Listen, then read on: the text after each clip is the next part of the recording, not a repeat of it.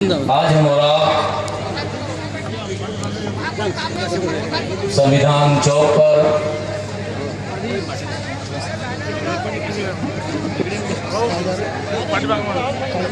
नागपुर शहर से पूरे विश्व भर में शांति का माहौल कायम हो, पूरी दुनिया में अमन हो, पूरी दुनिया में एकता, मोहब्बत और आपसी भाईचारे का माहौल हो। इन तमाम चीजों को देखते हुए आज यहाँ पर अल्पसंख्यक समाज से संबंध रखने वाले तमाम वर्ग के लोग उपस्थित हैं और आपके दरमियान में कुछ बातें शेयर करना चाहता हूं, क्योंकि मेरा मंच धार्मिक मंच है।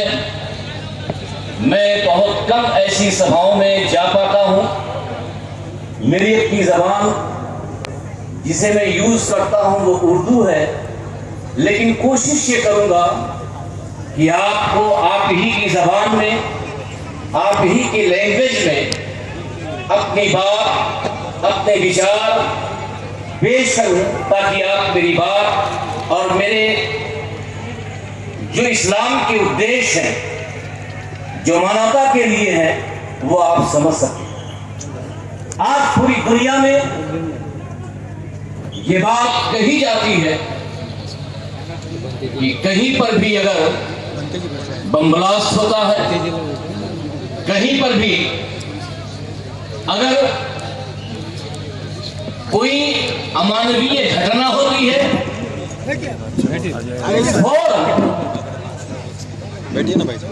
जांच से पहले मीडिया की क्लिप में आ जाता है कि फला जहां ये घटना हुई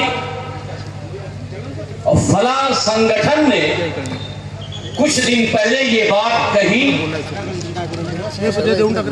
ऐसा लगता है कि इस घटना के पीछे किसी मुस्लिम आतंकवादी, किसी इंडियन मुजाहिदीन या ऐसे किसी और आतंकवादी संगठन का हाथ है। अभी जांच नहीं हुई, मौके पर क्या हुआ अभी किसी ने देखा नहीं, लेकिन मीडिया सबसे पहले, और मीडिया तो कह भी नहीं पाता, रविशंकर प्रसाद जी पहले ही कह देते हैं कि बोध गया में जो घटना हुई वो घटना किसी घटना का रिएक्शन है।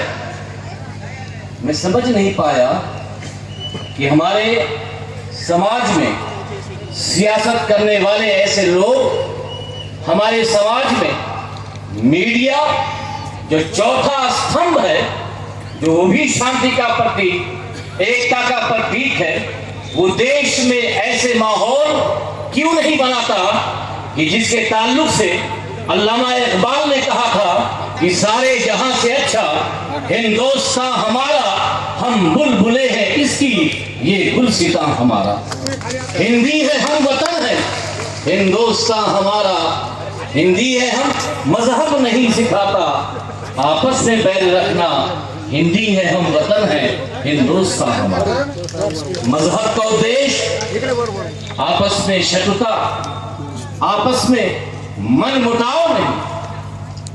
बोध गया में जो भी हुआ वो निंदनीय है, जितनी भी उसकी निंदा की जाए वो कम है, और बल्कि हर धार्मिक स्थल पर, हर उस जगह जहां मानवता का, जहां इंसान का, जहां जीव जंतु का नाहक खून किया जाए, नाहक खून को बहाया जाए, याद रखें इस्लाम कभी इस बात की इजाजत नहीं देता।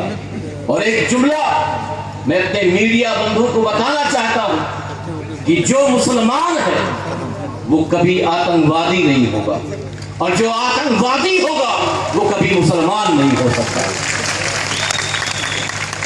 क्योंकि इस्लाम या तो हमें मुस्लिम कहा जाता है या तो हमें मोमिन कहा जाता है। इस्लाम का अर्थ क्या है? इस्लाम के माना ही पीस है। ईमान का माना क्या है? ईमान का अर्थ ही अमन है। तो जिस मजहब का टाइटल अमन पर हो, जिस मजहब का टाइटल सलामती के साथ हो, और जिस मजहब के prophet founder of Islam Muhammad सल्लल्लाहु अलैहि वसल्लम ने ये कहा हो कि लोगों, अगर किसी ने एक बिल्ली को प्यासा रखा, भूखा रखा, और वो बिल्ली भूखे और प्यासे मर गई, तो जान लो ऐसे इंसान का ठिकाना नरक होगा। और अगर एक कुत्ता प्यासा है, किसी ने उस क्या प्यासे कुत्ते को पानी पिला दिया, तो उस प्यासे कुत्ते को पानी पिलाने वाला वो बैकुंठ में जाएगा।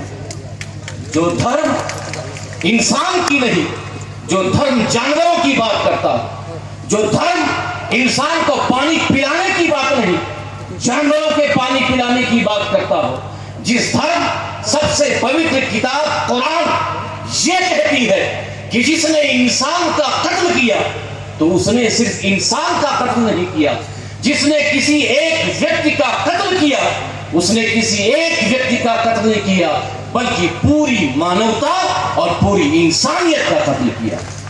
जब इस्लाम का ये संदेश, इस्लाम का ये पैगाम, इस्लाम का पवित्र कुरान अपने मानने वालों को यह पैगाम देता है कि एक इंसान को मारना पूरी मानवता को मारना है, और एक इंसान को बचाना पूरी मानवता का बचाना है।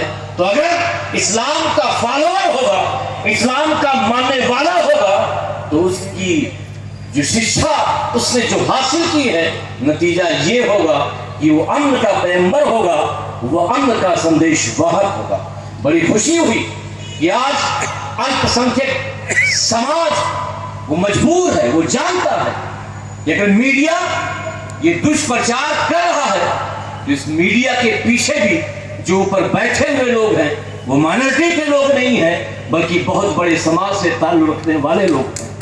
वो ये चाहते हैं कि दलित समाज भी ये एकता का प्रतीक है, दलित समाज भी ये शांति का प्रतीक है, मुसलमान भी, और ये दोनों अगर मिल गए तो हमारा राज कहां से चलेगा। इसलिए दलित और मुस्लिम को अलग कर दो। वो दबे कुचले समाज के जो लोग जो पढ़े लिखे नहीं हैं, जो झोपड़ियों में रहने वाले हैं, जिनको जिंदगी गुजारने का कोई हक नहीं है, तो उन्हें मिलने का भी हक ना दिया जाए। लेकिन हम ये जान चुके हैं, और जब तक हम रहेंगे तुम्हारे इस संदेश और तुम्हारे इस मन के ऐसे विचार को भारतवर्ष में लागू ना होने देंगे, बल्कि इस भारत के लिए जैसे हमारे पूर्वजों ने अपनी जान कुर्बान की है, ऐसे जब भी भारत की एकता के लिए, भारत की अखंडता के लिए अगर ये भारत हमसे जान की कुर्बानी मांगेगा, तो ये पूरा समाज जान की कुर्बानी देने के लिए तैयार है। आखिर में एक शेर कहकर अफसोस के साथ कि हम आह भी करते हैं तो हो जाते हैं बदनाम, हम आह भी करते हैं तो हो जाते हैं बदनाम, और वो कत्ल भी करते हैं तो चर्चा नहीं होता।